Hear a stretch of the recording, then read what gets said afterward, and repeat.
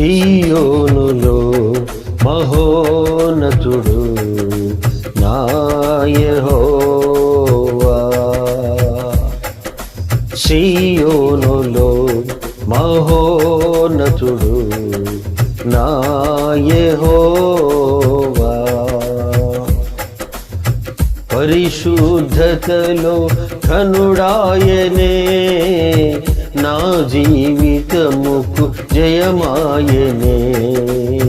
పరిశుద్ధతలో ఘనుడాయనే, నా జీవితముకు జయమాయనే. ఆరాధనా ఆరాధనా ఆరాధనా ఆరాధనా ఆరాధనా ఆరాధనా.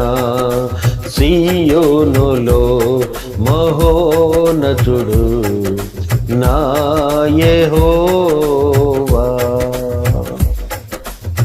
కృపచూపుటలో ఐశ్వర్యుడా, నేర్పరి అయినా సీయోను శిల్పివే. కృపచూపుటలో ఐశ్వర్యుడా, నేర్పరి అయినా సీయోను శిల్పివే.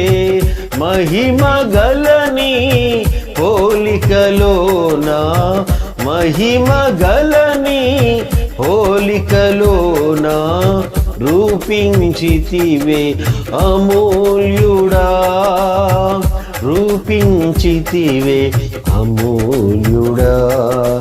ఆరాధనా ఆరాధనా ఆరాధనా ఆరాధనా ఆరాధనా ఆరాధనా. సీయోనులో మహోన్నతుడు నా యెహోవా.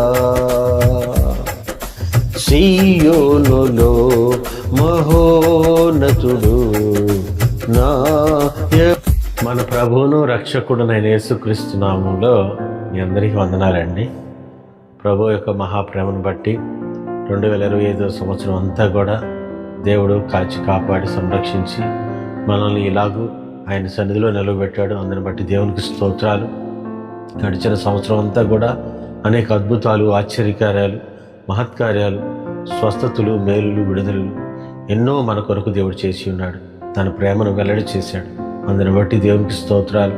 అలాగుననే దేవుడు తన ఉన్నతమైన ఉపదేశాలు, సర్వసత్యాలు మనకు బోధించి దైవిక సంపూర్ణత పొందినట్లుగా దేవుడు ఎంతగానో మనల్ని ఎదిగించాడో అందుని బట్టి దేవునికి స్తోత్రాలు.